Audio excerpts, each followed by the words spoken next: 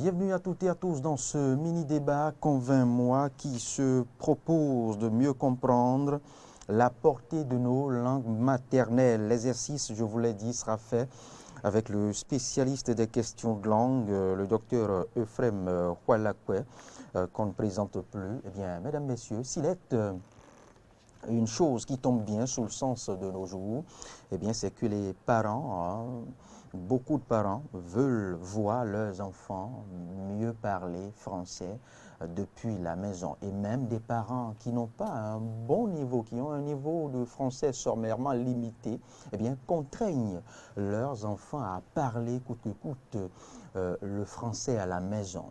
Alors, est-ce une bonne pratique? Devrons-nous imposer le français aux enfants à la maison ou devrons-nous les laisser mieux maîtriser nos langues maternelles? Le fait de maîtriser la langue maternelle à la maison retarde-t-il l'acquisition du français? Retarde-t-il l'assimilation du français ou des autres cours ou des autres matières, devrais-je dire? Eh bien, le docteur Euphrem Hualakwe nous le dira. Docteur Hualakwe, bonjour. Bonjour, Loris Freddy d'abord. Merci pour votre disponibilité. C'est moi. Laurent, vous restez avec nous pour cet exercice parce que vous parlez aussi et vous avez aussi des bouts de chou. Vous partagerez avec nous, vous, votre expérience à la maison. Les avez-vous contraints au français à la maison ou à l'anglais comme certains parents plus nantis qui ont pu inscrire leurs enfants dans les écoles où le bilinguisme est pratiqué? Eh bien, on le saura tout. Docteur Hualakwe, je le disais tantôt, les parents de nos jours veulent voir les enfants mieux manipuler cette langue des autres à la maison, même à l'étape préscolaire. C'est seulement hier que vous, spécialiste de langue, je dirais la communauté nationale et internationale a célébré ces langues que nous appelons les langues maternelles. Alors dites-nous. Merci une fois encore. Je voudrais, avant de répondre à votre question, remercier les téléspectateurs de Eden Télévision et de la radio Diaspora FM et également vous remercier, vous qui êtes engagé à faire connaître ce qui se fait et ce qui se dit. Et merci encore parce que vous nous donnez l'occasion de nous prononcer sur cette question de ce que les parents font à la maison avec les enfants. Il est important de préciser que c'est bien de vouloir que les enfants maîtrisent bien la langue de Molière. Et lorsque vous faites le point, on dit l'idéal, c'est ça, parce que nous avons été colonisés par la France et il est mentionné dans la constitution de notre pays que la langue officielle du Bénin, la langue à utiliser dans l'administration, à l'école, c'est bien sûr le français. Mais n'oublions pas que nous sommes dans un environnement qui a ses réalités. Lorsqu'on prend l'enfant, l'enfant est un tout. Il a tout. Il a l'environnement, il a la culture, il a les us et coutumes, etc., etc. Lui permettre d'évoluer, c'est également lui permettre d'évoluer avec ces éléments-là. Lorsqu'on impose, lorsque des parents arrivent à imposer uniquement l'usage du français aux enfants, parfois, il y a deux situations qui se présentent. La première situation, c'est qu'il y a des enfants qui excellent, qui évoluent. La deuxième situation, il y a des enfants qui ne démarrent pas. Alors qu'il est bien prouvé que lorsque l'enfant arrive à maîtriser sa langue maternelle, il évolue plus vite avec la langue française à l'école. Lorsque l'enfant est en face d'une situation problème et qui n'arrive pas à décoller, il réfléchit, il ramène la situation dans sa langue maternelle, il comprend et il lui est plus facile maintenant de répondre à la question posée. Malheureusement, c'est comme ce qui est prescrit désormais. Lorsque l'enfant ne parle pas français à la maison, c'est que vous êtes le dernier béninois, vous êtes le béninois qui n'a pas de ressources et on contraint les enfants. Vous êtes, comme on le dit en griffe, villageois. Villageois. On contraint les enfants, on empêche les enfants de parler leur langue maternelle. Alors que c'est ce faisant que l'enfant développe ses capacités. L'enfant, il est prouvé que l'enfant de 0 à 7 ans a la possibilité d'apprendre plusieurs langues. Mais lorsque vous empêchez l'enfant d'apprendre ces langues, c'est que vous lui fermez les portes du décollage. Il ne peut pas évoluer. Malheureusement, c'est ce que nous vivons. Et même les parents, même comme vous l'avez dit en introduction, il y a des parents même qui n'arrivent pas à parler correctement. Mais on a ce souci-là, mon enfant sera aussi à Kowe. On veut que l'enfant s'exprime comme les autres qu'on voit, mais il y a un processus, il y a un chemin à faire avant que l'enfant n'arrive là. Et nous devons corriger cet état de choses si nous voulons repartir vers le Bénin, quartier latin de l'Afrique. Parce que quand vous voyez nos aînés, nos parents qui ont fait du Bénin le quartier latin de l'Afrique, ils parlent leur langue correctement. Docteur, mais quand je vous suis, j'ai comme l'impression que les enfants qui apprennent à parler uniquement le français à la maison n'arrivent pas à bien décoller. Alors qu'en réalité, quand vous regardez les résultats scolaires de nos enfants dans les écoles, vous vous rendez compte que les enfants auxquels on a appris à parler le français dès le bas âge sont peut-être les plus brillants dans nos écoles, qui arrivent peut-être à être les premiers au Bénin, et que ceux qui ont passé tout leur temps à parler les langues nationales n'ont pas pour autant évolué parce qu'ils sont peut-être parmi les 10e, les 20e. Il y a une réalité et qu'il ne faut pas oublier. Être premier, c'est pour servir où? C'est pour servir dans un pays. Le pays a quoi? Le pays a ses réalités. Lorsque vous parlez, lorsque vous mettez l'enfant dans cette condition-là, l'enfant va reproduire systématiquement ce que vous lui enseignez. Donc, vous l'obligez à parler français. Il ne vit que de ça. Il ne fait que ça. Il ne parle que ça. Vous aurez le résultat. Mais à la fin, il sera utile comment à sa société? Cela suppose qu'en réalité, il faut les mettre dans des conditions où ils s'expérimentent tout à la fois. On n'est pas contre le fait que les enfants parlent le français à la maison. Au contraire, on encourage. Et vous voyez le thème retenu par l'UNESCO cette année, il faut pratiquer le bilinguisme. C'est-à-dire ne pas oublier, ne pas dire que les langues que nous avons ici sont des langues locales, des langues vernaculaires, les langues traditionnelles qui ne serviront à rien. Mais nous sommes dans un pays où ces langues-là sont parlées. L'enfant qui a excellé, qui a évolué, qui maîtrise le français et qui va chez son père dans son village et qui doit discuter avec ses oncles et ses tantes, comment doit-il s'arranger pour échanger? Lorsque ses parents vont commencer à lui parler, c'est comme si c'est du charabia ou bien c'est des incantations qui sont prononcées. Il en existe, hein?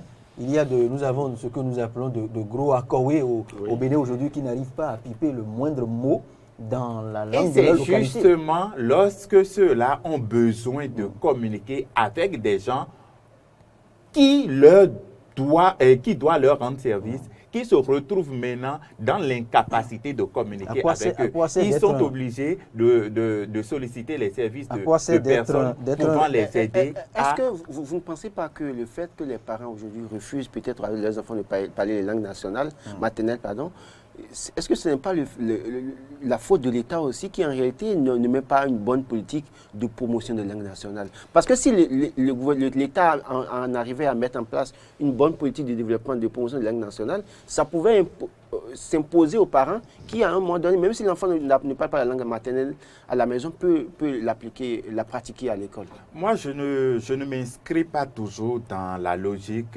de confier, de responsabiliser l'État. L'État, c'est d'abord toi, c'est Loris et c'est moi. Chacun doit commencer d'abord.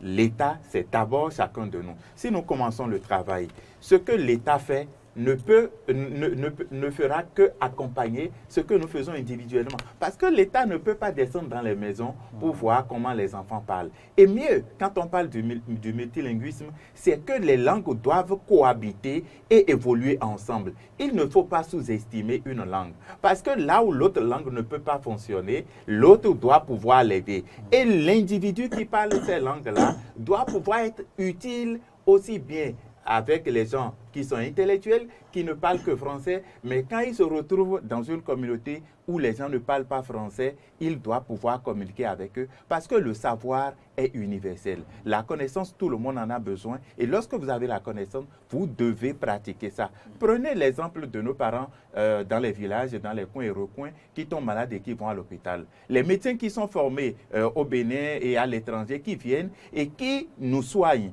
À des moments donnés, il y a des maladies que nos parents ne peuvent pas dire en français parce que ça n'existe pas. Mais la grand-mère qui dit qu'elle a le bozo, comment le médecin arrivera-t-il à déceler qu'il s'agit du rhumatisme ou de l'arthrose? C'est de ça qu'il est question. On va évoluer en français, mais il ne faut pas effacer l'autre. Les deux doivent servir parce que nous sommes dans un pays où les réalités ne permettent pas de voir les choses sous cet angle-là. Laurent, si je comprends bien, ce n'est pas la pratique des langues étrangères à la maison qu'il faut combattre. Non. Il faut permettre aux enfants, il faut de ouvrir, parler. il faut permettre aux enfants de maîtriser aussi une langue maternelle. Dans le cas où les deux parents ne parlent pas la même langue, quelle langue faut-il privilégier pour l'enfant? Il n'y a pas de privilège à vouloir. Donnez la chance à l'enfant. Parce que si votre femme est de Savalou, donc parle bien son mari, et que vous êtes de Porto-Novo, vous parlez bien Goun, mais parlez votre Goun à votre enfant et la maman parle Mari. Vous serez surpris de voir l'enfant maîtriser et bien Mari, et bien Goun, et bien le français. C'est pour ça qu'on parle du multilinguisme. Vous privez l'enfant. Les réalités de chez vous à Porto-Novo, en communiquant avec l'enfant prend ça, évolue avec. Et cet enfant évolue encore avec les réalités de Savalou. Et lorsque l'enfant se retrouve avec ses camarades à l'école, il évolue en tant qu'élève ou écolier béninois et il grandit comme tout le monde. Mais lorsque vous menez la guerre à la maison pour dire je suis le chef de ménage, c'est ma langue, ça, c'est pas permis. Parce que vous arrachez quelque chose à l'enfant. Vous êtes le père, mais la mère aussi a des droits sur l'enfant. Donc l'enfant doit pouvoir aller chez vous et doit pouvoir aller chez la mère. Il ne faut pas choisir, vous allez voir, quand vous venez, l'enfant va parler Goun avec vous. Mais quand la maman, vous serez absent, maman va parler Marie avec l'enfant. Mais quand vous parlez français à la maison, l'enfant parlera français avec vous. Alors, parlons toujours de l'État. Vous allez voir souvent quand l'Institut national de la statistique et des analyses économiques lance des recrutements, il est souvent précisé savoir parler telle langue de telle région. Pour les enquêteurs ou bien pour les agents enquêteurs. Il est recommandé de savoir parler les langues de telle région quand vous voulez aller travailler dans ces régions. Est-ce que vous ne pensez pas aussi qu'à un moment donné, pour les recrutements, que l'État en vienne à demander aussi à des agents de savoir parler les langues? Parce qu'en réalité, le problème qui se pose, c'est vrai, dans la famille, l'enfant a tout le temps parlé le français toute sa vie. Il grandit avec les diplômes, il sait qu'il doit servir dans l'administration. Et donc, puisque c'est le français qui est parlé dans l'administration, c'est que ça ne pose pas de problème. Mais si on vient à demander déjà de commencer par savoir parler les langues nationales, c'est que ça pourrait aussi encourager les parents à motiver les enfants à parler. Une autre grosse polémique Oui, là. mais justement, ça peut faire mal. C'est vrai que le cadre, quand vous accédez à la fonction publique, c'est que vous êtes appelé à travailler, à servir partout où il sera, partout sur le territoire national. Mais maintenant, qu'on en arrive, justement à travailler dans oui, peut-être toute leur vie rester à Cotonou. C'est vrai, c'est vrai. Mais là, je pense que c'est... Je pense que c'est une question très pertinente qu'évoque Laurent. Avec votre permission, je voudrais simplement vous rassurer que Loris a entamé la réponse. Lorsque vous êtes agent de l'État, l'État peut vous utiliser partout où l'État a besoin de vous. Il n'y a pas de limite. Et c'est une chance extraordinaire qu'on donne aux enfants de ces fonctionnaires-là qui sont affectés un peu partout. Les enfants comprennent mieux et plus vite les langues des localités que les parents. Et ça devient d'une manière ou d'une autre des complexes au niveau des parents. Vous passez et les gens de la localité vont vous appeler le papa de temps, le papa de temps. Et vous êtes étonné. Mais non, l'enfant a pu s'insérer dans la société. Je sais ce dont vous parlez. Et si on arrive à demander... Rien été un bon Messi qui contraint à faire plusieurs localités du Bénin à travers les affectations. Donc, on va facilement identifier et l'enseignant et l'enfant. Mais lorsque l'État arrive déjà à faire ça, c'est dire que les parents doivent prendre conscience que nous sommes béninois avant tout. Qu'est-ce que nous avons? C'est notre identité. Et la langue est notre identité. Que nous soyons Tofi, que nous soyons Aïzo, nous soyons Marie, nous devons être en mesure, parce que la langue est tout et tout se retrouve dans la langue. Lorsque vous mettez la langue de côté, il y a des réalités qu'on ne peut pas vous communiquer. Qui vous échappent d'ailleurs. Que vous ne pouvez pas avoir. Lorsque vous écoutez des chansons, il y a des réalités, il y a des informations. C'est aussi bien de l'éducation, de la philosophie, de la culture, il y a tout dedans. Et ça vous accompagne, ça vous forme à être un homme utile pour votre pays. Il ne faut pas former des cadres qui ne seront pas toujours efficaces pour servir le pays, mais ils seront des cadres. Il faut former des cadres dont le pays a besoin et qui pourraient servir tous les fils du pays. Oui, docteur Olacueil, mais il y a une autre grosse polémique dans la vulgarisation des langues maternelles ou des langues en griffe nationales ou locales, si vous voulez, je ne sais pas quel est le concept qui convient. Il se posait un problème. Quelle langue choisir? Et quelle langue laisser? Quelle langue laisser? D'abord, ce fut une belle polémique qui reste jusque-là. Surtout avec la cinquantaine de langues ou dialectes dans ce pays. Parce que la phase pilote de la vulgarisation ou de la pratique des langues maternelles à l'école... Et puis d'ailleurs, même, il faut demander au docteur, avons-nous des dialectes ou des langues au Bénin? Je vais repréciser les choses, calmez-vous, on va faire le point. On va d'abord commencer par éliminer les langues locales, d'abord parce que ce n'est pas approprié, c'est des éléments pour diminuer la valeur de nos langues. Parlons simplement de langue nationale, parce que nous avons à côté déjà une langue qui est officielle. Et les langues qui sont pratiquées dans le pays, on leur donne le statut de langue nationale parce que c'est parlé à l'intérieur. Même si elles ne sont pas partagées sur tout le territoire. Même si elles ne sont pas parlées au niveau de tout le territoire, on parle de langue maternelle. Par rapport au choix de langue, il y a deux éléments à mon avis. D'abord, il y a une volonté politique parce que c'est l'État qui a le pouvoir de décider et de choisir ce qu'il faut. En dehors de la volonté politique, donc si l'État arrivait à choisir une langue, ça s'impose à tout le monde. Parce que l'État, c'est nous tous et c'est l'État qui gère tout le monde. Lorsqu'on arrive à fermer cette porte-là, il y a d'abord les efforts qui sont faits par rapport à la description, au développement de la langue. Mais nous avons vu avec cette polémique dont vous avez parlé, il n'est pas encore opportun de choisir une seule langue. Il faut mettre un certain nombre de langues et la politique qui a été mise en place, c'est quoi? Par localité, il y a des langues qui sont choisies. Donc, on commence. Par commune même, il y a deux langues, normalement, si mes souvenirs sont bons, qui sont retenues. C'est-à-dire une langue de la localité et une autre langue qui n'est pas de cette localité. On donne la possibilité aux enfants d'apprendre leur langue et d'apprendre une autre langue. Merci. Avons-nous des dialectes ou des langues au Bénin? Nous avons des langues et on peut parler aussi des variantes. C'est-à-dire que les langues qui ne... Quand vous parlez de dialecte, quand vous parlez de langue locale, c'est un peu d'éléments qui... Voilà. Donc, parlons de langue nationale et on peut parler de variantes. Mais que peuvent nos bouées face aux autres langues? Puisque vous savez que nous formons maintenant un grand ensemble planétaire. Que peuvent nous, nos langues dites maternelle ou nationale, face aux autres puissantes langues? Il faut toujours dire que commencer, c'est mieux que de ne pas commencer. Nos B peuvent beaucoup et font déjà beaucoup pour nous. Si nous arrivons à continuer à parler nos langues, c'est déjà un pas. Parce que si la langue n'est pas parlée, elle meurt. Mais du moment où elle est parlée encore, elle a encore des chances. Et ça revient à nous autres linguistes de travailler davantage à promouvoir. Et nous faisons, il faut que le quatrième pouvoir nous accompagne comme il le fait déjà. Que faites-vous, vous personnellement, vous êtes docteur linguiste, que faites-vous pour la promotion des langues nationales? Par rapport à la... On va poursuivre le débat bien plus tard, je vous en prie. Parce que là, il y a Ahmed Aripa et Frédéric Espoir Omabo qui nous attendent. On va créer une tribune spéciale pour décortiquer le sujet parce que vous savez, dire ce que vous faites.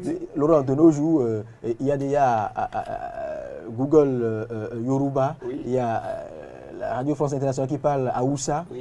À quand le Fongbe ou le Dendi à ces niveaux de pratique, à ces niveaux de partage au plan international? Il y a des éléments de réponse pour le fond sur Google déjà, je crois. Pas seulement, il y a ne constituez pas les nôtres, mais pas au plan international. Il faut aller au-delà de ça. Voilà. Nous y travaillons. Vous avez du boulot. Nous avons conscience et nous faisons ce que nous pouvons. Merci, docteur Ephraim Kwalakoue. C'est moi qui vous remercie. Nous vous solliciterons de temps à autre pour nous aider à mieux appréhender des questions relatives aux langues anogbé, ou comme vous aimez bien le dire, anonougbe, la langue maternelle. Merci, bonne journée. Merci à vous aussi.